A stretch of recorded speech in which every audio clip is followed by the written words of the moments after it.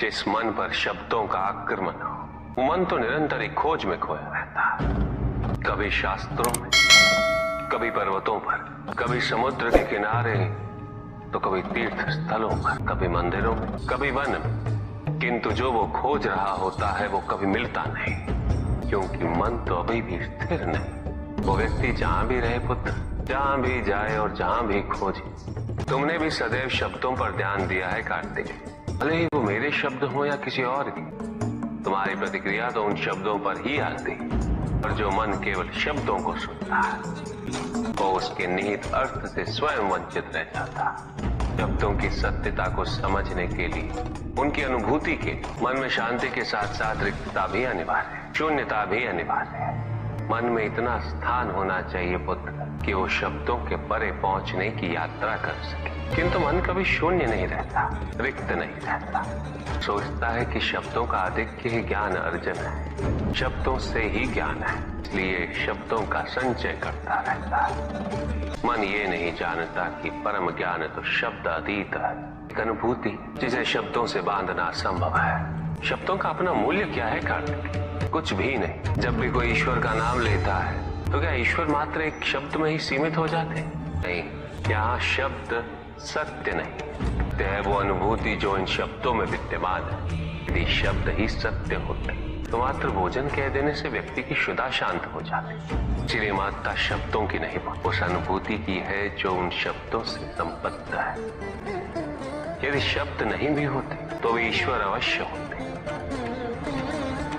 यदि शब्द नहीं भी होते तो सुख और दुख की अनुभूति अवश्य, जल की शीतलता की अनुभूति होती, सूर्य की ऊष्मा, चंद्र की शीतलता की अनुभूति होती, प्रेम की अनुभूति होती। किंतु यदि अनुभूतियां ना हो तो शब्द निरर्थक है। शब्दों से तृप्त हो जाना ज्ञान का अंत है, अज्ञानता का प्रारंभ है। ज्ञानी वही है जिसके पास अनुभूतियां, अनुभव हो, और उसके लिए मन को शांत व रिक्त तो करना ही पड़ेगा पुत्र।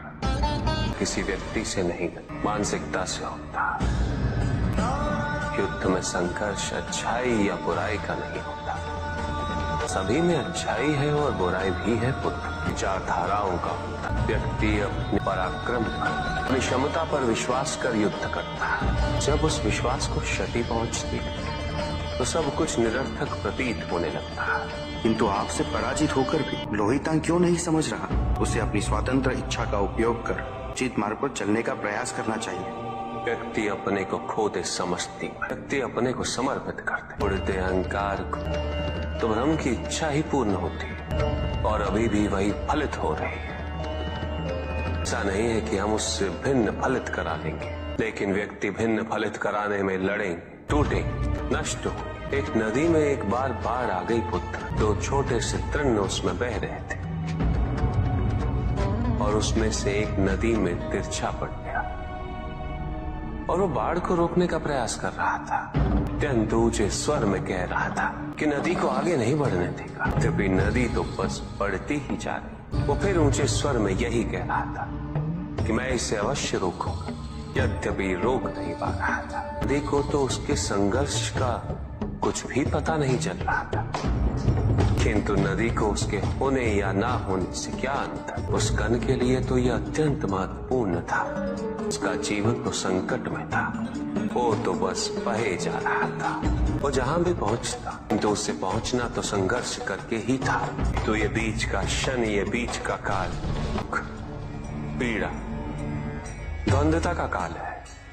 वहीं दूसरी ओर जो दूसरा तृण था, उसने अपने को समर्पित कर दिया। वो तो नदी में सीधा पड़ा हुआ था, नदी के प्रवाह के साथ साथ बहता जा रहा था और उसे ऐसा प्रतीत हो रहा था जैसे कि वो नदी को दिशा दे रहा है, उसे प्रवाहित होने में सहायता कर रहा हो। वो तो ये निश्चय कर बैठा था कि नदी को समुद्र तक पहुंचाकर ही रहेगा, किंतु नदी को उसकी उपस्थिति का भी आभास नहीं था। नदी पर उन दोनों के होने या ना होने का कोई प्रभाव नहीं था। नदी तो बस बहे जा रही थी। ब्रह्म की इच्छा को जाना नहीं जा सकता, किंतु ब्रह्म के साथ एक अवश्य हुआ जा सकता, और तब व्यक्ति की अपनी इच्छा तो खो ही जाती है, केवल उसकी इच्छा ही शेष रह जाती है। लोहितांग को अपनी आगे की यात्रा पूरी करने हेतु अत्यंत महत्वपूर्ण निर्णय अवश्य लेने होंगे। उसके अहंकार को अपितु उसके आत्मसम्मान को भी क्षति पहुंची। जहां से इस युद्ध का अंत हुआ है, यहीं से लोहितांग के अंतर युद्ध का आरंभ हुआ है। और जो भीतर पराजित होता है, हर दिशा में केवल पराजय ही दिखती है। एक प्रश्न पूछ सकता हूँ?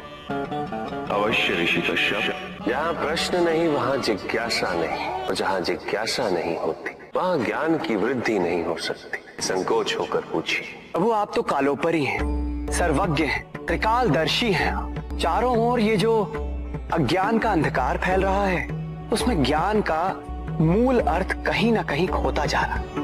मेरा आपसे विनम्र निवेदन है प्रभु, किसी अन्य विषय पर चर्चा आरंभ करने से पूर्व हमारे और इस समस्त संसार के कल्याण और मार्गदर्शन हेतु आप ज्ञान की मूल परिभाषा से एक बार हमें पुनः अवगत करवाएं। ज्ञान और अज्ञान की परिभाषा को स्पष्ट रूप से समझने के लिए ज्ञान और अज्ञान की विशेषताओं का स्मरण करना आवश्यक है, जिसके कारण स्वार्थ, क्रूरता, शांति और भय में वृद्धि हो वह ज्ञान है। किंतु जो व्यक्ति को उदार, निर्भीक, सहनशील और विनम्र बनाए वही ज्ञान है।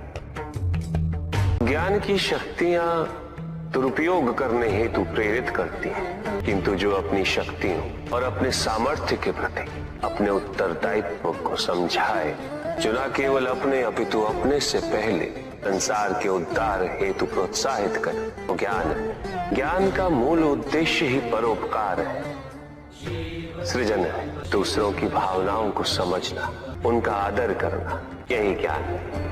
क्योंकि ज्ञान हमें न केवल अपने अपितु दूसरों के दुख और सुख के प्रति भी संवेदनशील बनाता है। किंतु जो दूसरों की भावनाओं का अनादर करे, उसे ज्ञान की श्रेणी में कैसे रखा जा सकता है?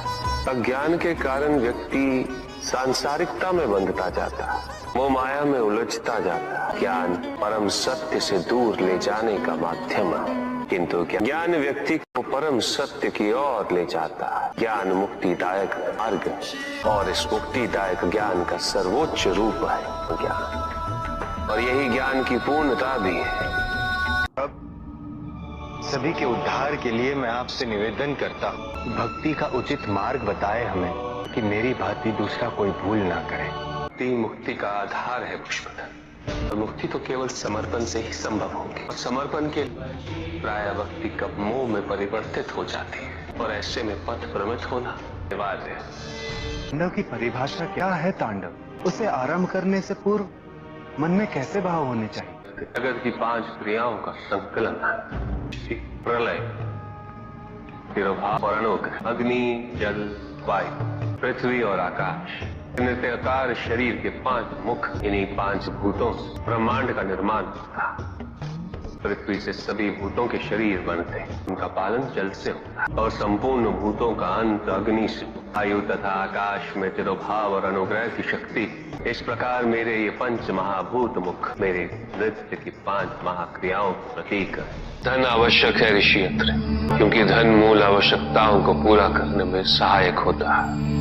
किंतु जब कोई व्यक्ति इच्छाओं को आवश्यकता समझने लगे, तो धन कितना ही क्यों ना पर्याप्त नहीं हो, क्योंकि इच्छाएं अंतहीन है।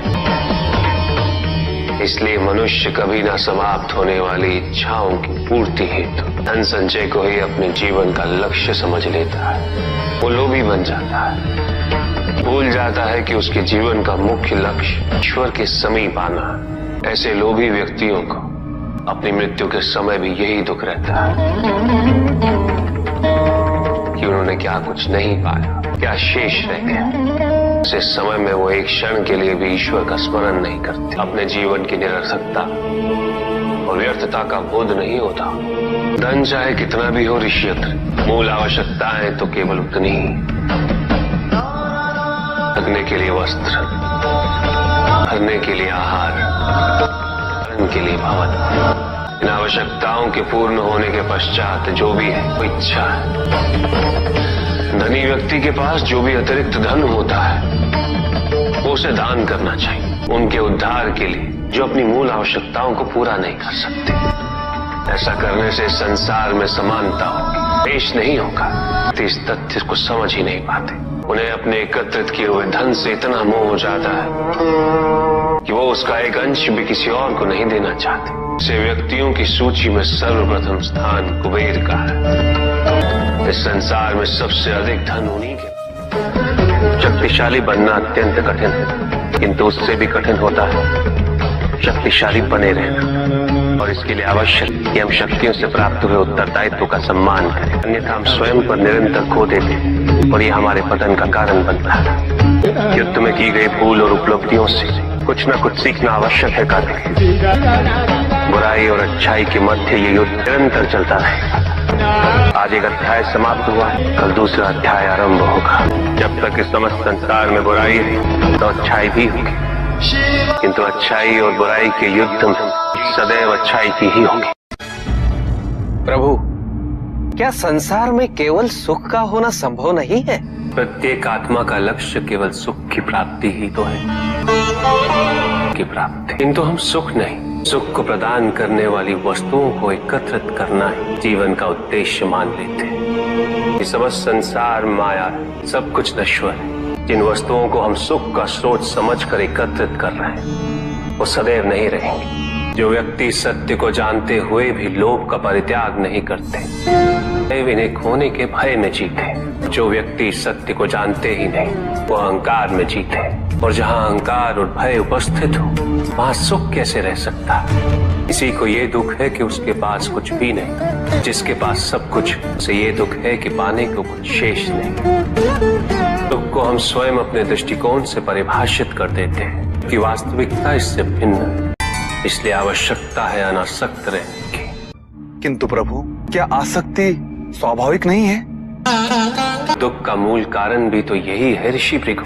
शक्ति हमारे मन की शांति को छीन लेती, उसे भंग कर देती, हमारी बुद्धि को स्थिर नहीं रहने देती, उसे चंचल बना देती। आसक्ति से प्रमाद की उत्पत्ति होती, प्रमाद मद होता है और मद अहंकार का स्रोत है, और अहंकार पूर्णतः शुभता में परिवर्तित हो जाता है। यह अशुभता की जननी, इसलिए अनावश्यक है। तो प्रभु, आसक्ति को अनासक्ति में कैसे परिवर्तित किया जा सकता है, और हम आसक्ति से कैसे उबर सकते हैं प्रभु? शक्ति से मुक्त होना ही अनासक्ति है। आसक्तिहीन होने के लिए अपने और पराये का भेद मिटाना अनिवार्य है, और यह तभी संभव होगा जब हम सुख की खोज बाहर नहीं अपने भीतर करें। हम यथार्थ को पहचानें, उसे स्वीकार करें। हम अपने सुख को सांसारिक तत्वों से परिभाषित नहीं करें। जब तक हम ऐसा करते रहेंगे हम बंधते जाएंगे। जब हम स्वयं अपने भीतर झांकना आरंभ करेंगे हमारी मुक्ति का मार्ग स्वतः प्रशस्त होता जाएगा।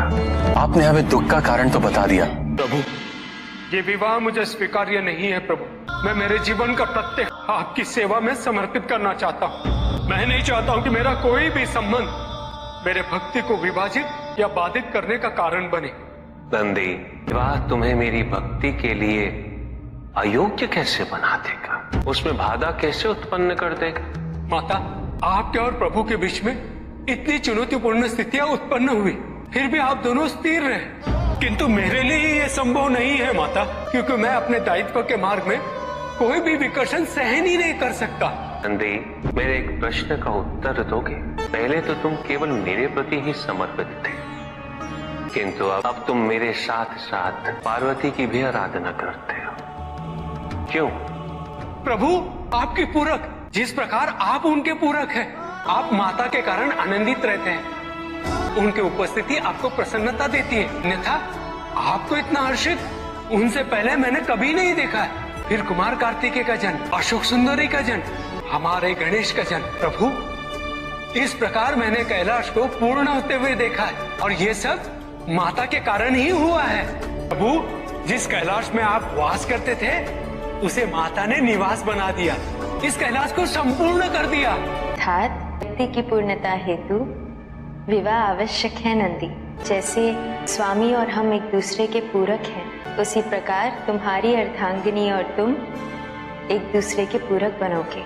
विवाहित जीवन की अनुभूति, परिवार का सुख, उसके सुख और उसकी सुरक्षा के लिए ये सभी अनुभूतियां व्यक्ति के विकास के लिए अनिवार्य है नंदी। किंतु प्रभु, ये स्वतंत्रता, स्वतंत्र तो वो नहीं है नंदी जो विवाह के विचार से भयभीत होते हैं। क्या संकोच करते, क्योंकि स्वतंत्रता तो वो है जो किसी भी विचार से प्रभावित ना, किसी भी सुख, किसी भी दुख से प्रभावित ना। और जो व्यक्ति इतना तटस्थ हो, जागरूक हो, उसकी स्वतंत्रता को तो विवाह से भी प्रभावित नहीं होना चाहिए। और फिर क्या गणेश, कार्तिकेय और अशोक सुंदर ये सभी विवाह उपरांत परिवर्तित हो गए? क्या उनका विवाहित होना उनकी भक्ति और उनके समर्पण में बाधा बन गया नंदी? उनकी स्वतंत्रता में बाधा बन गया?